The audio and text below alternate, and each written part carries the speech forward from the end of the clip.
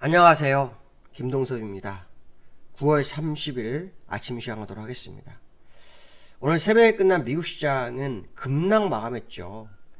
전일 급등을 했는데 하루 만에 급락을 하면서 제자리보다도 밑으로 내려오는 그런 모습이 있었는데요. 전날은 아시겠지만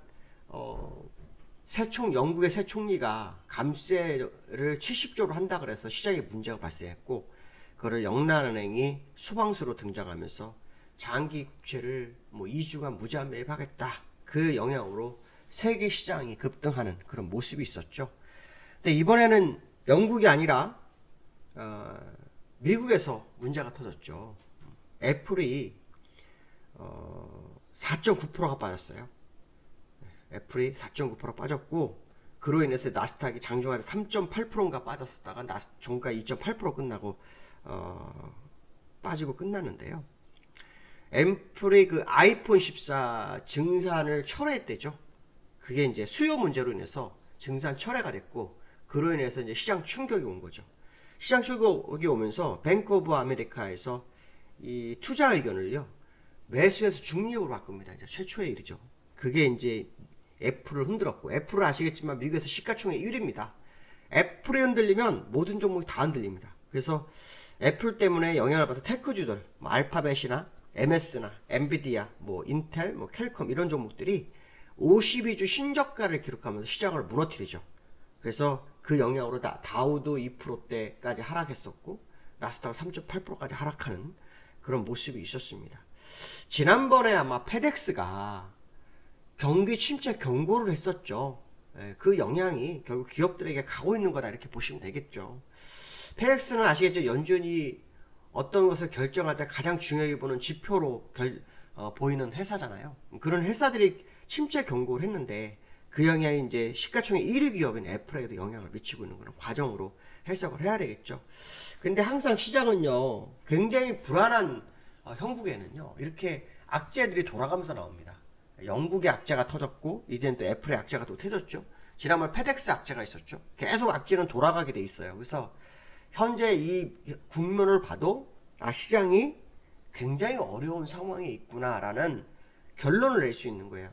굉장히 어려운 상황에 있구나. 그 어려운 상황이라 그러면 사실은 지금은 리스크 관리가 굉장히 필요하다라는 생각을 해야 되겠죠. 특히 영국이 2주간 무제한 국채 매입을 했지만 이거는 일시적인 거예요. 왜냐하면 어차피 돈을 풀었기 때문에 인플레이션에 더 문제가 생기는 거죠. 감세 정책에 무제한 국채 2주를 연장을 해요. 그리고 10월 30일부터 다시 긴축을 한다. 어차피 긴축할 거잖아요. 제가 볼 때는 이거는 괜한 대응을 해서 오히려 영국의 인플레이션이 꺾이지 않는 상황이 될 거고, 그게 전 세계 인플레이션에 다 영향을 미칠 수 있다, 이 생각 한번 해봐야 될 것 같거든요.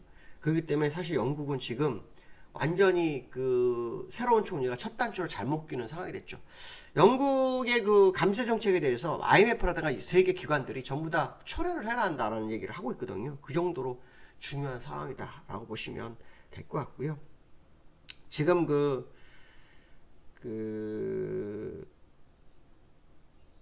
미국에서는요, 미국의 투자 연구원이 그 미네드 데비스라는 곳에서 보고서가 나왔어요. 어떤 보고가 나왔냐면 전 세계 불황 덮칠 확률이 98%라는 얘기가 나옵니다. 또 억만장자 그린핀이 미 침체를 확신한다는 발언도 나오죠. 단지 시간 문제다 얘기를 합니다. 제가 이제 왜 이 말씀을 드리냐면요, 지금 미국 시장이요, 쉽지 않은 국면에 있다는 거죠. 지난번에 닐 카시카리가 올해 비롯해서 주가가 상승했다라는 말이 현실이 되는 그런 과정이다라는 생각을 한번 생각해 봐야 될 것 같습니다. 제임스 블라드도 어저께 발언했는데요, 시장 예상보다 더 높고 올해 금리를 높여야 된다, 물가 조금 떨어진다고 과도한 해석을 하지만 안 된다, 이런 발언을 하고 있다고 하네요. 브래리 서머스 같은 사람도 지금 현재 그 2007년도 8월과 현재 시장이 너무나 유사하다라는 얘기를 하고 있고요. 로레타 메스터 크리브랜드 여는 총재죠. 그 사람도 지금 무슨 얘기를 하냐면, 아직 제약적 금리 아니고 침체하도 금리는 올려야 한다, 이런 말을 하고 있어요. 제가 왜 갑자기 이런 여러 가지 얘기를 해주냐면, 연준의 의원들의 생각이 하나로 뭉쳤어요. 한 방향으로 가고 있어요. 결국 우리가 속담적인 그런 거 있잖아요. 영준에 도전하지 말라 그러죠. 대항하지 말란 말 있나요? 연준에 그런 말이 있어요. 무슨 말이냐면 연준이 가고자 하는 세계 경제를 이끈 연준이 가고자 하는 그 길이 정답이거든요. 물론 정답이 아닐 수도 있어요. 그렇지만 그들이 끌고 가면 그걸로 가게 되니까 그게 정답인 거죠. 그래서 지금 시장은 여러모로 좀 더 시간을 두고 리스크 관리를 하면서 대응하시는 것이 더 현명한 전략이 아닌가 이런 생각 해봐야 될 것 같고요. 죄송합니다. 다우가 1.5% 하락, 나스닥 2.8% 하락이었어요. 근데 장중에 더 많이 빠졌었죠.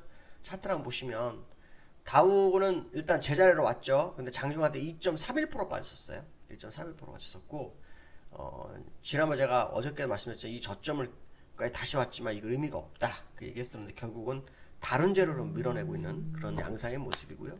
그다음 나스닥의 모습을 보시면 이거 저점 아직 깨지 못했어요. 네, 저점을 깨지 못했는데 나스닥 같은 경우에는 지금 현재 마이너스 3.88%까지 빠졌다가 낙폭을 줄이고 2.84에 끝났거든요.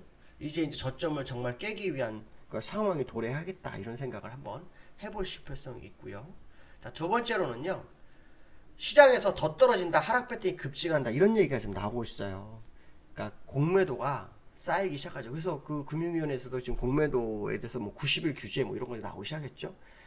매도 금지 얘기도 지금 나오고 있는데 사실은 이게 아직은 쉽지가 않아요. 미국과 연계된 부분도 있지만 우리나라가 MSCI 선진국 지수 편입하기 위해서 이 공매도 카드를 함부로 끄집을 수가 없으니까 지난번에 문제가 됐을 때 한 번만 하고 말았어요. 근데 두 번을 했잖아요. 그게 지금 우리나라에 대한 신뢰도가 떨어져 있는 상태거든요. 그때 만약에 한 번을 했다면 지금 한 번 써도 그 신뢰도가 지금에 와서 한번 올 수 있는 그런 상황이었을 텐데 너무 아쉬웠던 부분이거든요. 근데 이제 중요한 건 뭐냐면 하락장 베팅이 급증하는 게 맞느냐 안 맞느냐 이게 되게 중요한데 지금 지수가 사실은 많이 떨어졌다고 보기는 어려워요. 지금 아직 많이 떨어졌다고 보기 어렵기 때문에 하락 베팅이 늘 수밖에 없는 그런 과정이 아닐까 이런 생각도 한번 해보셔야 될 것 같고요. 결국 공매도가 시장에 상당히 영향력을 미치는 그런 단계에 와 있는 거 아닌가 뭐 이런 생각도 한번 해볼 수 있고요. 특히 그 삼성전자하고 LG엔솔에 몰리고 있다고 하네요. 삼성전자는 사실 그 전부터 매도가 좀 있었고요. LG엔솔이 요 근래 아마 들어온 게 아닐까 싶어요. 얼마 전에 그 22선 이탈하면서 끝나는 모습이 있었기 때문에 그 상황이 아닐까 우리 생각해봐야 될 것 같고요. 코스피가 2200 어저께 돌파를 했었어요. 근데 실패를 했어요. 코스피가 돌파 실패를 했어요. 코스피 어저께 보시면 그 어제 고점이 2010포인트 갔다가 끝났어요. 저는 사실 어저께 그 저희 유료 회원들한테는 결국 주가가 보합 정도까지 갈 거라는 걸 아침부터 말씀드렸었는데 결국 왔거든요. 근데 지금 이 자리가 왜 그럴 수밖에 없을까에 대한 부분인데요. 수급적으로 아직 불안한 상태가 종목별로 전체 시장별로 있다는 거예요. 그리고 이슈가 바뀌질 않고 있다는 거예요. 이슈가 바뀌지 않고는 시장의 방향성을 논할 수가 없거든요. 지금은 상방에 대한 이슈를 제시하는 게 정말 쉽지가 않아요. 지금 계속해서 세계적으로 자꾸 안 좋은 뉴스가 돌아오면서 나오거든요. 이게 지금 아직 여전히 악재가 시장을 장악하고 있다는 것을 알려주는 시그널이거든요. 그렇기 때문에 우리나라장이 오히려 단나장을 다 제끼고 먼저 갈 수는 없어요. 우리나라는 결국 미국 시장이나 세계 시장을 계속 바라보면서 가야 되는 상황이다라고 본다면 그 상황이 굉장히 중요하지 않겠나 이런 생각 해봐야 될 것 같고요. 우리나라는 아무래도 그 항상 가끔은 시장을 주도하는 느낌이 있어요. 그렇지만 전체적 흐름을 보면 결국 세계를 따라가는 후발주자에 가깝기 때문에 사실은 국내장 미국이나 이 나라들이 흔들리면 우리나라 시장은 사실 지키기가 어렵죠. 그러니까 2200이 우리는 중요한 자리라고 생각할지 몰라도 세계 시장으로 봤을 때 그 지수가 중요하지 않은 지수가 될 수도 있다라는 거죠. 그래서 아마 주의를 좀 기울이면서 리스크 관리를 계속 하면서 매매하시는 것도 나쁘지 않겠다. 뭐 이런 말씀 좀 드릴 수 있을 것 같습니다. 자, 오늘 여기까지 하겠습니다. 네, 감사합니다.